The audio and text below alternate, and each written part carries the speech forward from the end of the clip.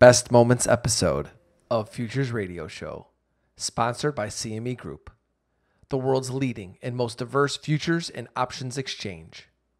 CME Group's markets help individuals and businesses around the world effectively manage risk. For access to free educational tools and resources for the active individual trader, please visit activetrader.cmegroup.com.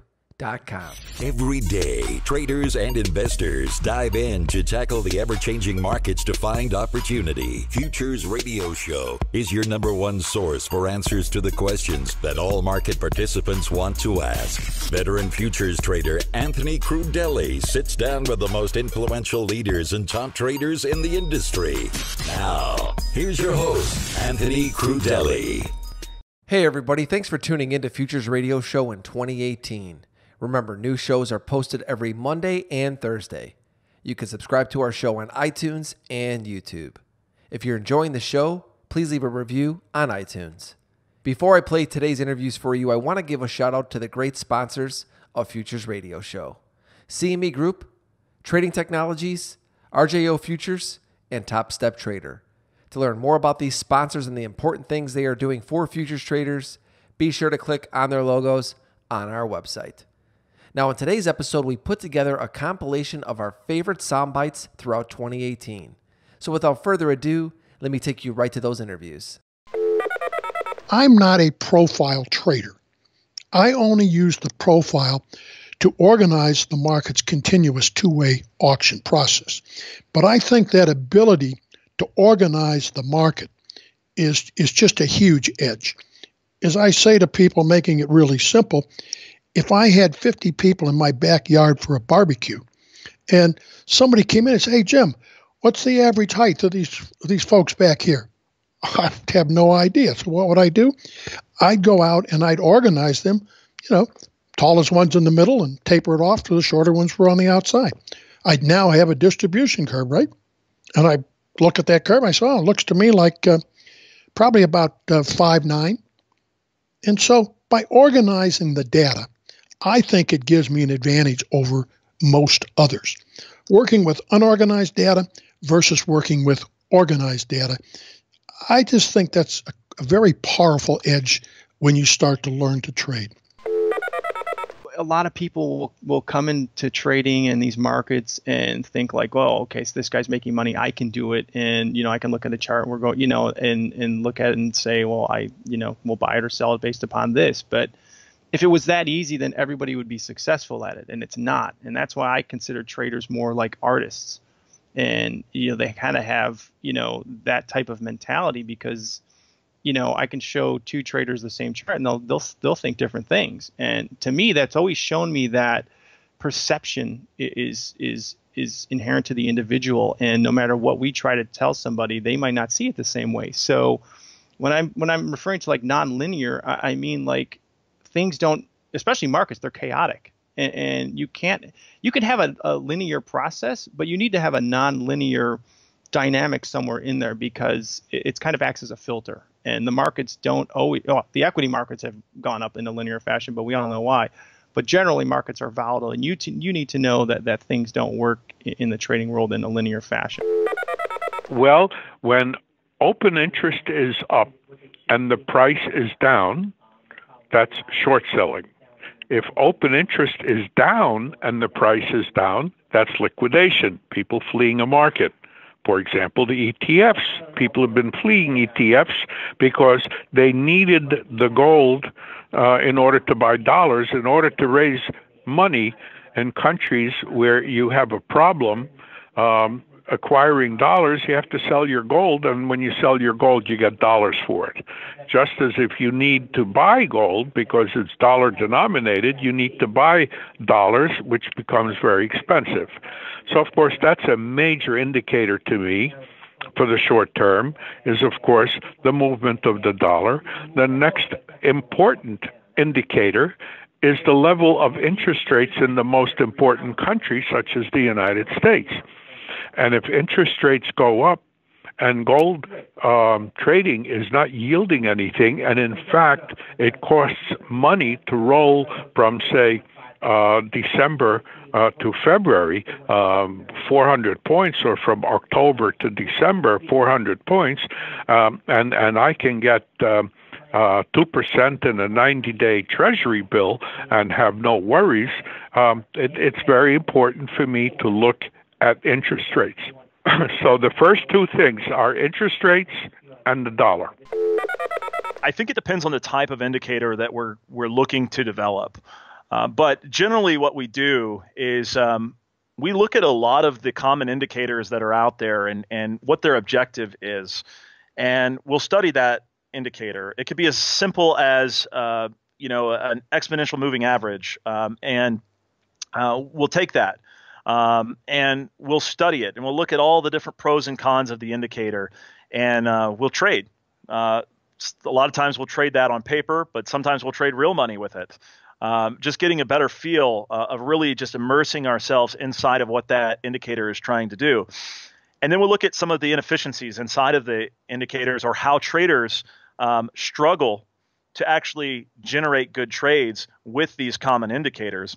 And then we'll look to build something either as an enhancement to the indicator or as a completely new indicator if it solves the problem. And so what we'll do is all of us as a company, all of the traders and the analysts that I have on my staff, will sit there and we'll look at this together.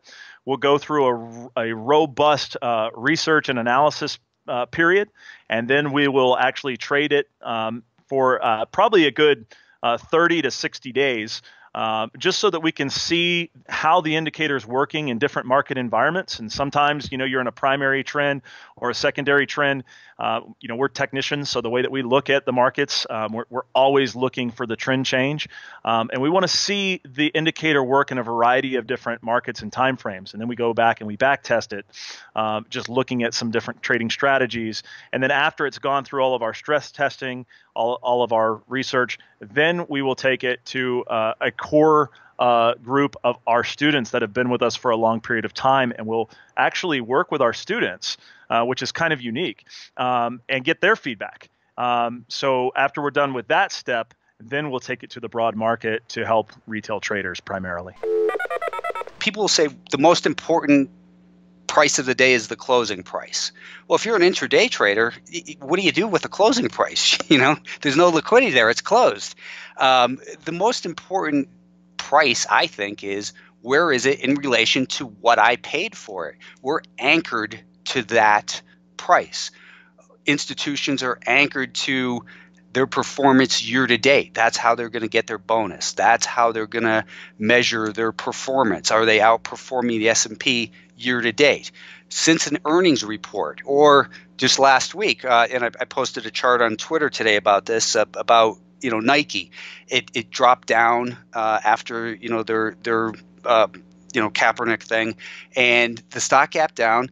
And I mean, it hit, Anthony, perfectly the volume weighted average price from the last earnings report when it gapped up, and then it's had a 8% bounce from that level, almost to the penny. I mean, it's amazing. It's what I consider to be a perfect combination of price, volume, and time. And time for you or for me or other participants has a different meaning. I don't care about what the stock's going to do in the next 2 years if I'm a swing trader, and you don't care about the next 2 weeks if you're a day trader. So it's time specific to match with certain events, earnings reports, stock splits, FDA announcements, you name it, a secondary offering. Who has control from that point where there was a shock, something that caused the market to move dramatically from a gap, for whatever the reason is? It allows you to objectively measure who has control from that point forward. I would say that I'm putting pretty much the full position on when I'm going in, especially if I'm scalping, and I'm putting a stop in the market immediately, and then going to trade that trade for a certain amount of P&L. What's a little bit different about the process in this is I may, depending again on the P&L, okay, if we're having a really bad month, I don't really do this because you can't. But if I'm doing okay, my exit point will be less of a profit than my stop point, which people are like, I trade for 3x on my profits, and on my losses, I lose 1x. And I find it really hard to do because really most of the time we never hit 3x or 2x. So for me, I'd rather, scalp it, be in it, and, try to take advantage of the P that I talked about, putting the P on the page and doing the best that I can with it.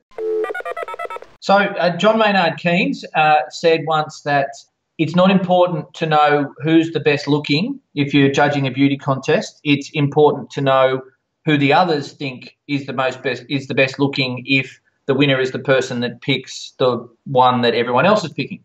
And that's how I see trend lines. It's not just about sticking with the trend, because that's always important. And I would always emphasize that for the most part, for inexperienced traders in particular, you have to trade with the trend. My MACD system is a somewhat counter trend sometimes, and often actually. But the trend line thing for me really is just a way of encapsulating what's important to other traders. So if I've got a really important trend line that's had 5 or 6 touches, I know that I'm going to get a reaction next time it comes through. Most times it's going to bounce through. And I've got this thing that I call the McKenna mantra, which is respect levels and lines unless or until they break. But if they break, because it's had so many touches, because everybody's watching it, you also know you're going to get a reaction to the other side. So that's where I think trend lines are important. They tell you what other traders are looking at. And one of the things about foreign exchange, unlike futures, and this was the hardest thing for me to adjust specifically from when I was an interest rate trader and could trade futures markets, is it's almost impossible to get decent volume data in foreign exchange unless you are inside a bank and you can see what clients are doing. And to that extent, trend lines at least help give me a sense of where positions are and what they're doing. So that's how I use them. Well, I took the dome and I dissected it, and I said, okay, you have offers above, bids below. These people want to buy. These people want to sell. This amount of people are looking to sell. This amount of people are looking to buy. So what's causing the fluctuation in price? Why does price move then if it's just that easy? So I dialed it down into 4 components. You have passive resting orders and aggressive filled orders. So I created a chart with just that on it, and I started studying it 16 hours a day, 18 hours a day, nonstop, all day, taking trades, no kind of methodology, no strategy. And I started discovering that where I thought was the good spot to get long or short, these places they were just taking everybody's stops at these specific spots. So that's how I started to put it together. Like you want to be on the opposite side of how you think you're supposed to trade. Well, I think the Fed then has to start taking into account things like what is happening overseas. Because if you're talking about a 3.5 or a 4% handle on the benchmark 10-year Treasury, then you have to start whipping out a laundry list of countries that we've just lost. Whoop, there went another country. I mean, that's how sensitive other countries are, because I don't think that the dollar is as weak as it has been if you start to see a breakout to the upside in 10-year Treasury yields. And the only reason that we've seen such nicely behaved global behavior since the 10-year broke above and held 3%, now we're at whatever, 306, 307. But the only reason that we've seen such well-behaved markets outside of the United States is because the dollar's been weak in the face of rates rising. That is not normally the way things work with markets, right? You see the dollar strengthening, you see, you look at the mirror image and you see rates rising. We don't have that right now because I think some of the rest of the world is beginning to have anxiety fits about the size of our deficit and it having to be financed going forward. But if you see a 3.5 or 4% handle on the 10%, you're going to have upside in the dollar and you're going to have other countries go. And that's going to bring the Fed back to having to take into consideration international markets and the effect that policy has outside of our borders. Early on, I didn't handle losses very well, and it would only create more losses. As time has gone along, what I have learned is that what I need to do is 2 things. Number one, I have to walk away. You have to walk away from your loss, no matter how big, and I've taken some big ones. And you have to breathe for a while. You have to let that loss settle on you so that your emotions can get back to neutral. Because after you do something insanely stupid, you're not neutral. You're mad at yourself, you're mad at the market, you're mad at your dog, you're mad at everything. And you've got to wait until you find that point of neutrality where you can start trading rationally again. The second thing you have to do while you're going through that process is you have to go back and remember how good you are. I think this is so important. After you take a big loss, you step away, but you have to remind yourself that you're good at what you do when you stay focused. And I have a wife who will do that for me also, which helps tremendously. Either go back and look at performance records or whatever, but you have to remember the times when you were trading flawlessly and executing flawlessly so that you know that this is something you can do. You just deviated, or you just or the market did something you didn't expect, whatever it is. The point is you have to get to where you know you're a good trader, because confidence is everything. So after big losses, and sometimes it takes me a couple of days, sometimes it takes me, I had one earlier this year that took me 6 weeks of walking away, staying away, processing, figuring out what happened, why it happened, how did it happen, and reminding myself that I'm really good at what I do when I do it the right way. So that's how I do it. I think it's the other way around, quite frankly. I think, I guess maybe it's semantics, but like blockchain is here forever. It's never going to go away. And it's going to permeate every sector of economy, healthcare, education, government, military, data, Wall Street. Everywhere. It's so like that's happening. And I think as an ancillary spillover effect, you will probably have Bitcoin and other cryptocurrencies as the liquidity for that ecosystem. But I think it's inevitable that blockchain grows and cryptos are a part of that, but the price, I know it sounds crazy. The price in and of itself is not that important. What's more important is the blockchain integration to the global economy and that adoption of blockchain technology. As that takes off, who knows where this stuff goes. I think it's pretty, if you look at, one thing I've learned watching this closely is the involvement of IBM, Deloitte, Accenture, Ernst & Young, PricewaterhouseCoopers. They are absolutely all over this stuff. And the reason is because their clients need help transitioning towards that. Whether it's the banks or the exchanges or whomever, healthcare companies, they need help facilitating and transitioning towards blockchain. That's why they've hired these global consultancies. McKinsey's another one. And so I see that beneath the surface. It doesn't get talked about in the media as much, but Fortune 500 and Fortune 5000 companies are absolutely working on blockchain solutions right now. This is unambiguous. This is just one of those testing points. Like, do you have what it takes? Can you get hit and refocus and bring your, get back to your strategy? How I did it personally, and some of this is my personality. I'm a very, very stoic guy. They had to push me to be fired up, and that's just not natural for the way I want to do things. But a lot of times you just have to remember that getting hit is part of the game, and if you're there long enough, or we'll scratch that, you won't be around long enough, because your emotions will get the best of you and you'll lose it and you'll start seeing red or whatever, and it really just weeds you out. Boxing very much is a sport of kind of reduction. Guys do learn things, and they do progress with their knowledge, as knowledge should do, moving forward. But there's also, can you get hurt? Can you manage your adrenaline under fire? Can you think and take the information and that your coach is giving you in the corner when you're in an arena full of 1,000 people. There are these things that are very, I don't want to say impossible, because I don't think anything is impossible to teach. I think some people have a much steeper learning curve than others, but I don't think anything is impossible to teach. But these things are so important to your development that if you don't have some type of predilection towards them, that will show, and you will likely get beat out of the sport before you can express any type of mastery of the sport. Before you can be a good fighter, you're going to be a hurt fighter, you're going to be a discouraged fighter. When Dodd-Frank was passed, I was actually working at the CFTC.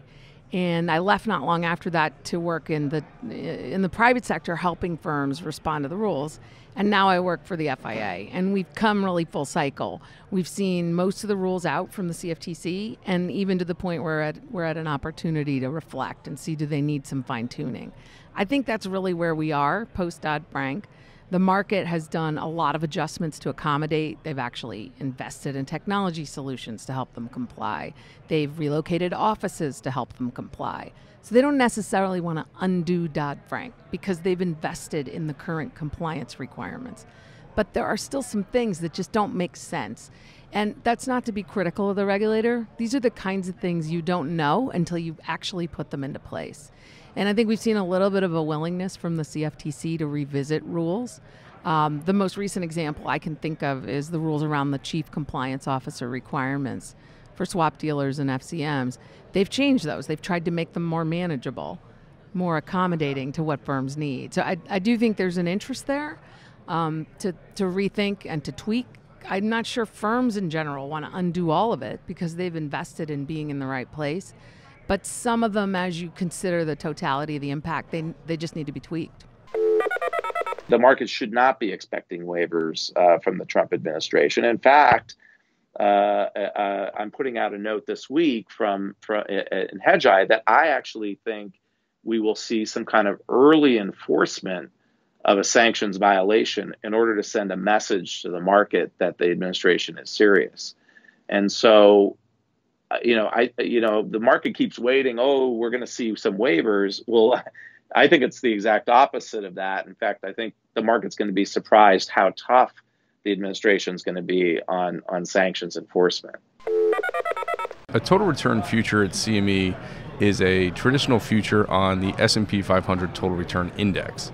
The Total Return Index offers the same exposure that the SPX index does or our E-mini S&P 500 future does, but it reinvests the dividend daily distributions into the index at the close. So what it provides to investors and traders across the street is exposure to the S&P 500 with dividends accounted for. You don't have that same dividend exposure or risk that you do when trading the E-mini S&P 500 contract.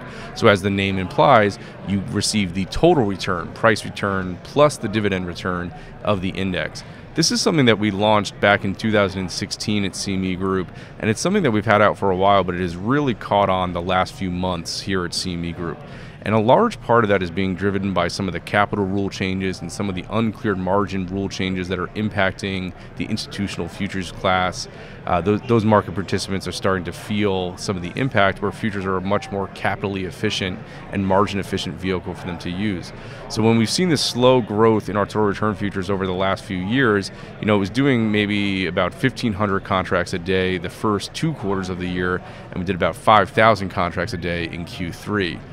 We're about a little over 210,000 contracts of open interest, just north of $30 billion of outstanding notional. So to kind of put up some of those open interest numbers from a contract perspective, as well as a US dollar notional value perspective for a futures contract that's just a few years old, is pretty astounding to watch. And customers are providing very positive feedback to us of the benefit that these futures are providing when they trade them alongside their other equity index contracts at CME. People have been anticipating a bull move in natural gas, and yet the market hasn't been moving. And so what became really apparent is the way people were structuring their bets for a move higher due to weather and storage. And the way they were structuring their bets, and people were all on the same side of the boat. They were long the first few contracts, of the winter strip, and the winter strip is November through March. And so November and December and even January is where length was being placed. And March is where that short leg was being placed. And this is a market that has looked back at history over the last 5 years and watched March settle under April.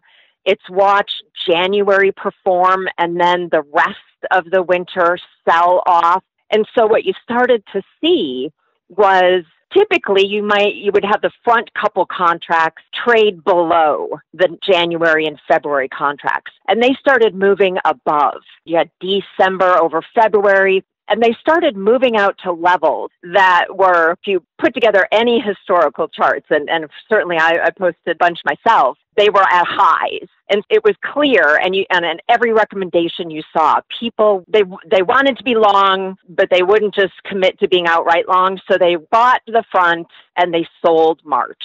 And what happened was that bill came due. And when cash was strong every day, the markets kept reacting to cold weather. There wasn't any real selling off. Everyone who was short March ran to that contract at 50 cents below, 30 cents below February and just went to buy it back. And that has just kept a bid in the front of this market. What is one attribute that you believe every trader should have? Flexibility. I mean, you have to trade the market you have, not the market you want. So I think you really got to be flexible every day when you open up that pad and take a look at that screen and figure out what you got to do. Yeah, you got to be yoga flexible. Yeah, exactly. The indicators, when back tested, most of them have about a coin flip rate of success. And so, as you mentioned, why read the books? They give you the standard formula of how to use an RSI and MACD, and are these really all that worthwhile? Well, I would argue, it's really the way you apply them, and the divergences are more important than just something being overbought or oversold by itself, though that itself has really very little value. But when people realize that really time has a much bigger effect than price, so, a Fibonacci level might have very little value. 38.2, 61.8, what do those actually mean? But if price has gone from 0 to 100 in 100 days and then corrects 38 days and corrects 38 points, I'll tell you what, that has a heck of a lot more importance. And so it's really trying to put things together in a way that very few people have done that can really add a lot of value when you have a confluence of a lot of different things coming together to really make for the perfect setup. I'm not a huge proponent that we're going to have this booming economic growth for another decade going forward, as is expected by the CBO and by the Federal Reserve, that we're going to have another 10 years of 2% growth.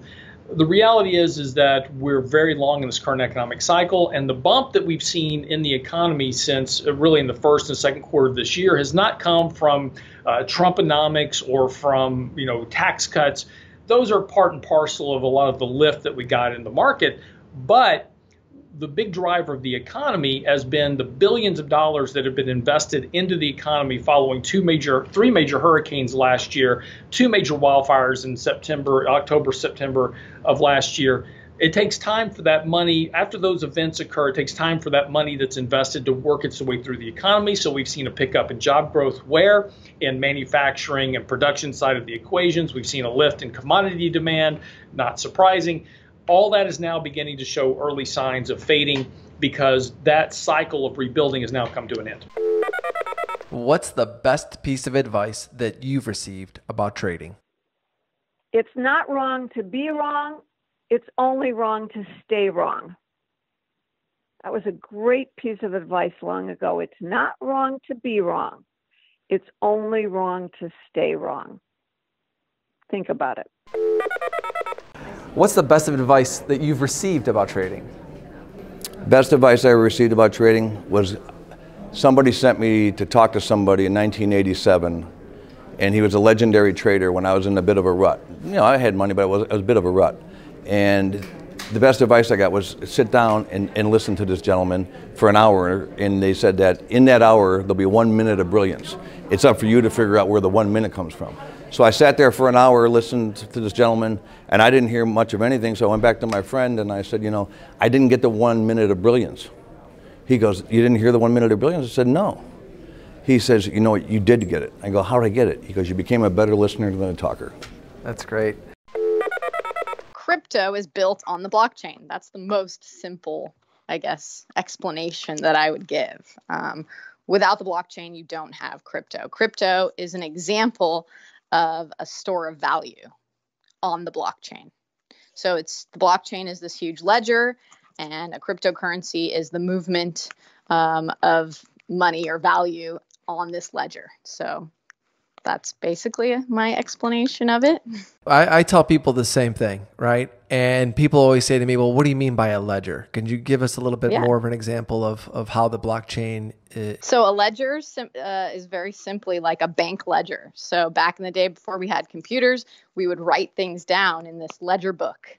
XYZ person has taken out $10 from their account and given it to this ZYX person. And now this ZYX person's account is increased by $10 and, XYZ has decreased by $10. That is a transaction. And the ledger is basically a store of all these transactions. So you know how much XYZ has at any given time. And we've gotten more and more advanced so that you can't double spend, with technology taking over the ledger process, not just blockchain. That was a big problem that banks needed to face, so that I can't take out $100 twice from my ATM machine, basically. And so blockchains are very, very good at this, and they're immutable. So you can never erase a transaction that has already occurred, and they're always moving forward in time. So there's a few phases of this. The first phase was me basically having no clue what I was doing. And by that I mean I had everything down as far as charts. I had, plenty of monitors. I had plenty of knowledge about what instruments I was trading, how to trade. I had a trading plan. I had all the basics that you would have. And keep in mind what I told myself this whole time. And at the time I believed that I was doing a good job of this. I said, okay, I can see Twitter. I've read books. I've listened to Market Wizards. And again, I knew that none of those things individually, none of them are like a holy grail. So I tried to be as humble as I could and take all of the lessons. And I said, okay, I won't do these. And so sure enough, I made all those mistakes. But at the beginning, it was mainly, I didn't have a strategy, not a real strategy. And I really struggled with finding a good strategy. You hear people talk on Twitter about, your edge and what's your edge. The first major hurdle that I had, if I had to elevator pitch somebody my edge, I would not have been able to do it. I had no clue, what that really was. And I knew that was a problem. Like I knew deep down. I even remember telling myself this. I said, if you had to tell somebody in 4 sentences what you did, to make money or to try and make money, you would have no idea what to say. And so sure, I could have said, I'm using a volume profile, market profile concept. And but I knew deep down it wasn't a real strategy. So that was the first big hurdle, probably the biggest hurdle I think that I had to overcome. And there's really I really didn't find anything. It wasn't like an aha moment. I found this and now it's, now I can figure it out. It's really just me continuously trading and losing money to find out what worked and what didn't work. And that's what demo is supposed to be for, and I didn't do that, trading not live. And I really should have done a better job of doing that, only because you're still going to pay in my opinion, you're still going to pay the market tuition. Nothing's for free, but I would have saved myself a lot of financial and emotional capital having been a little bit more reserved at the beginning. So that was the first big struggle. People say gold's a hedge against inflation. I've tried to explain to people for 25 years that that's a wrong way to look at it. Gold is a hedge against central banks losing control. Because right now everybody thinks that they have everything under control, the QE. And what we'll see and what will really make gold and silver ratchet up is if all of a sudden the Fed were to do an about face. I'm not talking about stop raising rates. That'll help gold, and I think that's why we're seeing gold go up a little bit over the last couple of weeks anyway.